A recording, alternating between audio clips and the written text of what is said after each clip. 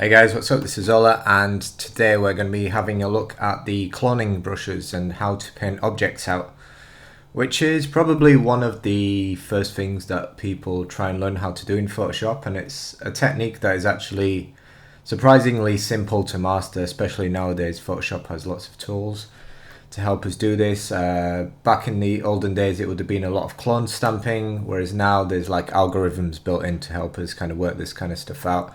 There's a whole palette like dedicated to it, this kind of palette and this one, I guess. So I'll show you, like in the olden days, I'm going to start with these two. I would have used the clone stamp, and let's just assume we're going to try and get rid of like this mark on the wall here. So how the clone stamp works is you basically select an area of your image and you can paint from another section. So if I hold Alt, you'll see this little kind of doodah, and this is where I'm gonna like reference the texture from. So assuming this looks kind of okay-ish, I'm gonna place the thing here because we have like a nice clean area of paint. So what I do is just Alt click anywhere, and then as you can see, when I drag my brush over, there's now like a preview of the texture, and what I can do is just start painting. As you can see, there's the arrow on the right, which is like where I'm painting from, and then there's like where I'm painting to, which is in this big in the big brush.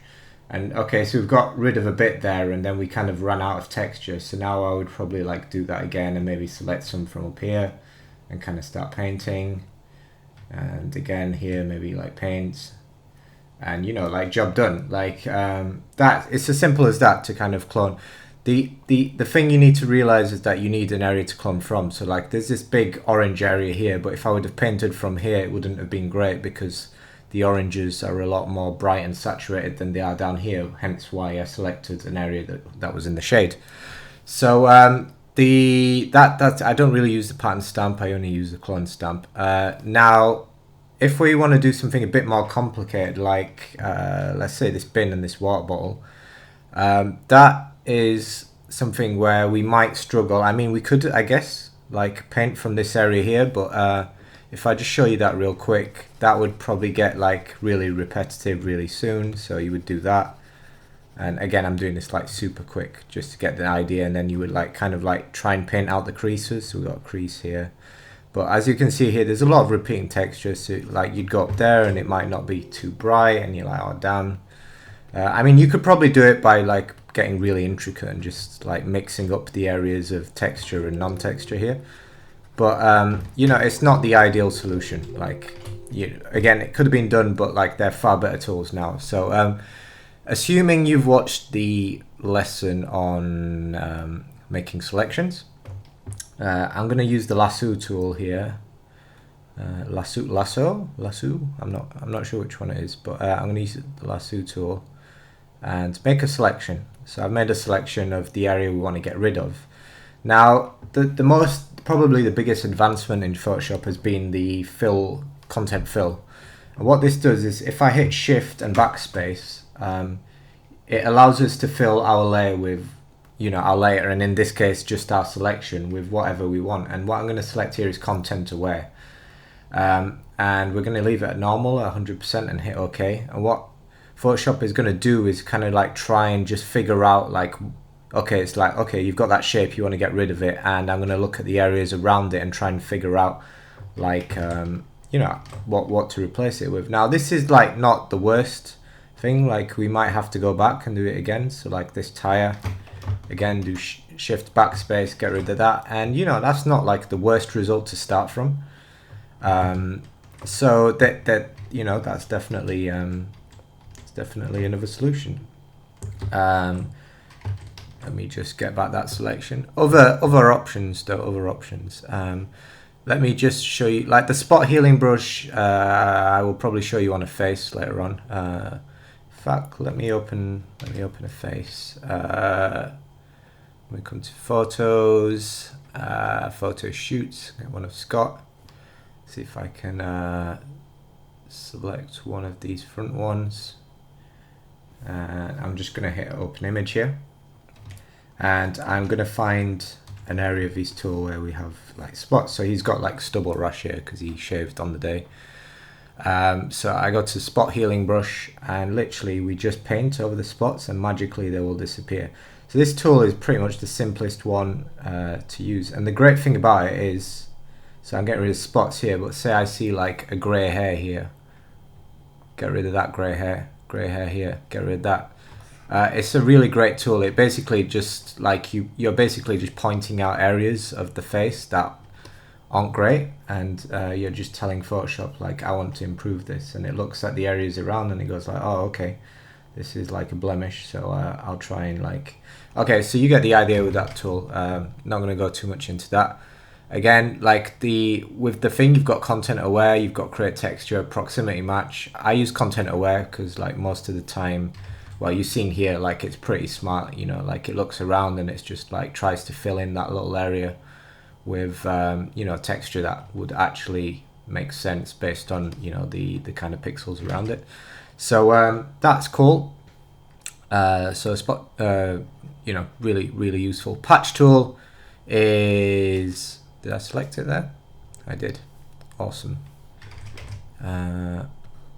Patch tool lets you do this. So what you do is you make a selection and you kind of like let go, and so in this case I might do something like that, move it left, and what it's a bit like more advanced than the content aware, because you can actually point it to an area of the photo and say like, look here at this texture.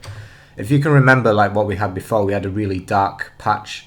This is a lot better in terms of what it's done, because it's like, you know, bright colors. Okay, it's like, okay, we got like this area here. I could tell it to like maybe look at there for like, and again, this is using like the content aware. You can be like normal would be like literally, it literally like duplicates the texture almost. But you know, what I would recommend is you play around with like the two of them. See, like I usually use a combination of the two to get like good results, and you know, like go in and kind of clean your crap up. So like a mixture of content aware, fill, and like these patch tools usually like get the job done. And yeah, I think we're getting pretty close. Obviously you see a bit of repeating texture there, so it's like, okay, maybe like I would try and get rid of that, and so on and so forth. Content aware move is kind of like patch, but what it lets you do is you draw an area and you can like say, okay, that's going to go up there, hit enter, and what it does is it moves that thing here. So I think this is probably not the best photo, but let's give this a shot on the oh dear, this could go horribly wrong, kids. I've not rehearsed this, and you know, sometimes the results are a bit funny. So let's try and move the bike along the wall, hit enter.